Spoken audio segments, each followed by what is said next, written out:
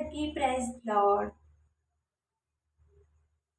Mark సువార్త 14వ అధ్యాయం 3-9 గల దేవుని వాక్యం ధ్యానించుకుందామండి. ఆయన బెతనియాలో కుష్ఠరోగి అయిన సీమోను ఇంట భోజనముకు కూర్చొని ఉన్నప్పుడు ఒక స్త్రీ మిక్కిలి విలువ గల అచట జటమాంసి అత్తరు బుడ్డి తీసుకొని వచ్చి ఆ అత్తరు బుడ్డి పగులగొట్టి ఆ అత్తరు ఆయన తల మీద పోసెను. అయితే కొందరు కోపపడి, ఈ అత్తరు ఇలాగు నష్టపరచనేలా? ఈ అత్తరు 300 దేనముల కంటే ఎక్కువ వెల కమ్మి బీదలకు ఇయ్యవచ్చును అని చెప్పి ఆమెను గూర్చి సణుగుకొనిరి. అందుకు యేసు ఇట్లనెను, ఈమె జోలికి పోకుడి, ఈమెను ఎందుకు తొందర పెట్టుచున్నారు? ఈమె నా ఎడల మంచి కార్యము చేసెను. బీదలు ఎల్లప్పుడూ మీతోనే ఉన్నారు, మీకిష్టమైనప్పుడెల్లా వారికి మేలు చేయవచ్చును. నేను ఎల్లప్పుడూ మీతో నుండను.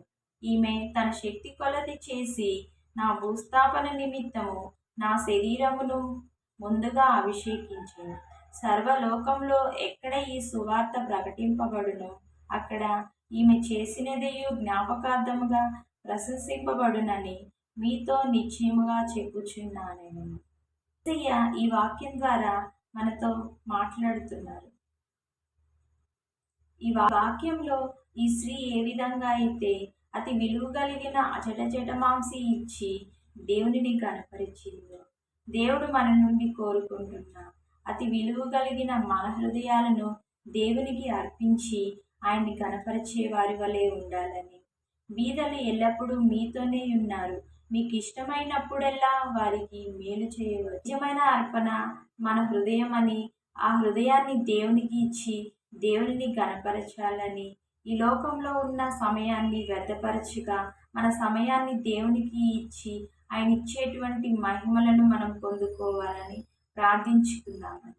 స్తోత్రం స్తోత్రం స్తుతులు సర్వోన్నతుడు మహోన్నతుడు మా పరలోకపు రాజా యేసయ్య, మీ ఘనమైన నామంకే లెక్కలేనన్ని కృతజ్ఞతాస్తుతులు తండ్రి. నైనా ప్రభా, ఈరోజు ఈ వాక్యం ద్వారా మాతో మాట్లాడిన దేవాతి దేవ, నిజమైన అర్పణ మా హృదయం తండ్రి. నైనా ప్రభా, మా హృదయాలను మీకు ఇచ్చి తండ్రి. నైనా ప్రభా యేసయ్య, మా యొక్క సమయాన్ని తండ్రి. నైనా ప్రభా మీకు ఇచ్చి తండ్రి. నైనా మిమ్మల్ని గణపరిచే వారి వలె ఉండాలని, మీరు ఇచ్చేటువంటి తండ్రి నైనా మహిమలను పొందుకుని తండ్రి. నైనా ప్రభు, ఈ లోకంలో తండ్రి. నైనా ప్రభు యేసయ్య, మీ చిత్తానుసారంగా జీవించుటకు మీ జ్ఞానాన్ని మాకు దయచేయమని, మీ అందు ఆసక్తిని మాకు కలుగజేయమని నజరేయుడైన యేసుక్రీస్తు నామములో అడిగి వేడుకొని ప్రార్థిస్తున్నాము తండ్రి.